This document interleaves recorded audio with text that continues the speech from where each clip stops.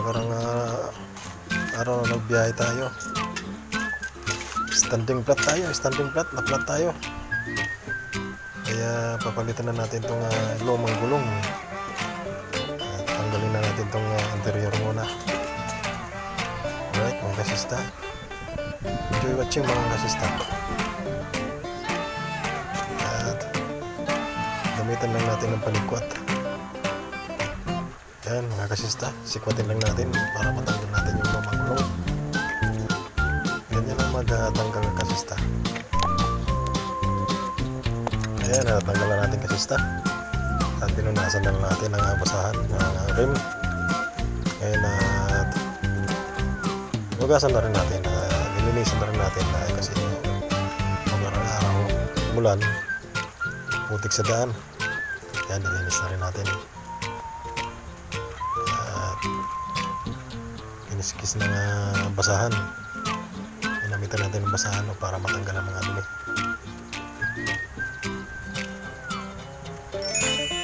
May extra pa. Yung mga aso ko naglalaro. Padaan-daan. Right? Ayan na. May mga extra pa. Enjoy watching mga kasista. At kiniskis na natin yung bandang loob ng hub. Kasi para maganda na rin tignan. At malinis na rin ang ating rim at saka hub. Pati yung sprocket linisin na rin natin. Puro na yan puro langis at saka yung mga naipong dumi kumapit na sa sprocket. Nagsama-sama na yung putik, langis, lahat na, mga buhangin nandyan na. Kaya tinanggal natin mga kasista para na rin maayos na rin ang itong ating rim at sprocket, maging malinis na rin mga kasista. Right? Ayan ba, pinunas-punasan.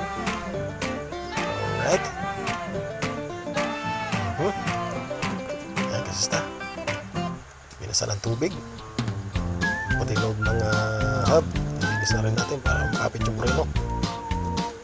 Alright, ganyan ang mga kasista mag-maintain ng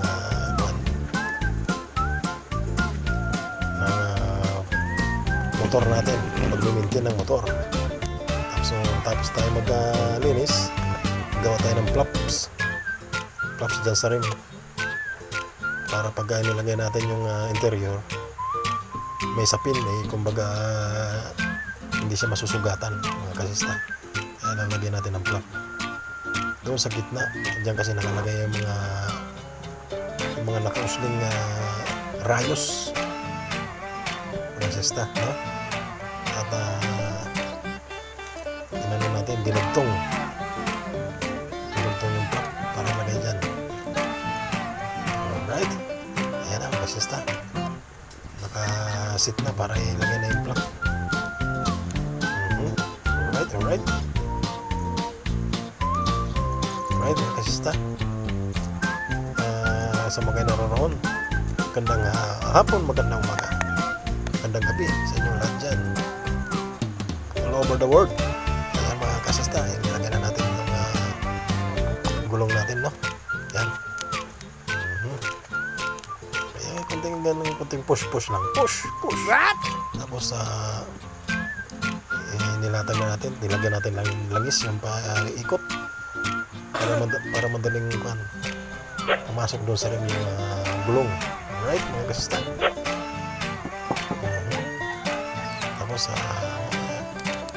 ginamitan natin yung sikwat natin paloob para pumasok yung gulong mga kasista. Yan ang mga technique. Kasi wala tayong pambayad sa mga sa vulcanizing kaya tayo nang gumawa. Alright mga kasista, nakasit na yung natin yung interior, nilagay na rin natin mga kasista. Ginamitan na natin ng pambalakasang diin, yung pan dyan sa may rim nakaapak, kunting angat sa gulong para pumasok yung interior mga kasista. Yan yung mga technique kasista.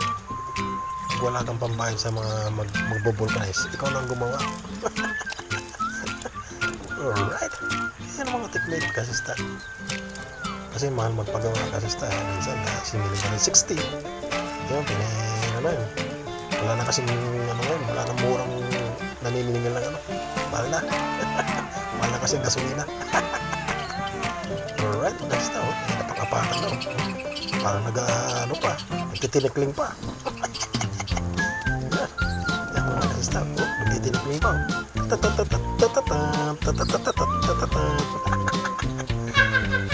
Right, kaya natin ulit ng langis para madaling masuk sa loob. Yan, sipot na. Alright, yan, madali lang yan kasista. Kailangan lang ng tiyaga. Kasi pag troubleshoot na platang ka sa daan, kailangan ikaw talagang gagawa. Kaya dapat marunong ka sa mga ganyan kasista. Alright. Okay. Thumbs up na. Okay na. Tinagtak-tak-tak-takin.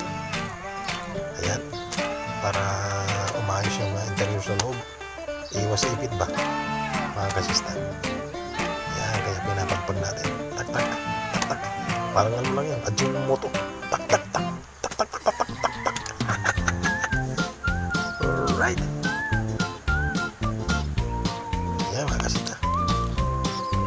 At inaisa natin yung para yung pito niya hindi maipit.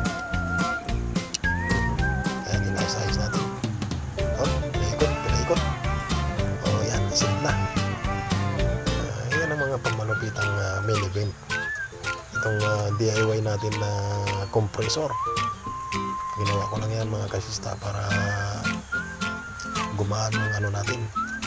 Pag bubulkanize, paglalagay ng hangin, kailangan natin ng yung compressor yan kasista, motor ng yan, ng water dispenser. Yung water dispenser namin may sira na, kaya kinuha ko na lang yung motor niya at ginawa natin compressor. Alright, yan mga kasista. Yung gauge na yan, in-order lang natin yan kung saan-saan. Ayan mga kasista. Ayan, nakasalpak na. Ayan, naka-gauge pa para accurate.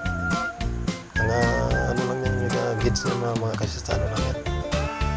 Mga 40 PSI lang. Okay na yan. Matigas na yung gulong natin yan. Pang biyaheng bundok na yan. 40 PSI. Ayos na yan mga kasista. Alright. Thank you sa mga panonood niyo mga kasista. Huwag nyo na rin kalimutan mga kasista na mag-subscribe naman po sa atin mga kasista. Kaya di tayo nakapag-gawa ng music, nakapagkanta dahil yung unit natin sira-sira. Hindi tayo makasingit makapagkanta mga kasista. Kaya ito na lang muna panoorin nyo, yung pang-vulcanize ko at pagpapalit ng gulong. Chinik ko na, baka may singaw, nilawayan ko pa yan. Ikinasa ko na, nilagay ko na sa motor ko. Alright, stop pa yan. Kailangan nakakalang yung pamo dyan sa ilalim para may itulak mo yung gulong pataas para pag sinalpak mo yung ihe, papasok agad. Alright, ayan o. Basta. Yan, nilalak na natin. Yan o. Yan o. Kitang-kita yung bilbil sa likod. Alright, mga kasista. Matawa lang ba? Para masiyahan naman kayo mga kasista, no? Alright. Yan o, kasista. Pinaikot-ikot o. Tinisting. Tapos in-adjust natin yung preno para pag umapak kakagat-agad yung preno natin mga kasista for safety precaution. Mamaya apag ka ng apag, wala ka na palang preno. Adios mi amore. Yari tayo dyan. Yung mga kasista, meron akong dyan, itong 1.5 na lagayan ng langis. Lalagyan din natin ng langis ang ating kadena. Alright, para malamuyot Kumbaga sa Ilocano, malamuyot. Malamuyot, manakbo. Kaya mga kasista. Kaya lagyan natin langis yung kadena. Ayan. Pinaikot. Parang roleta lang yan eh. Roleta ng kapalaran.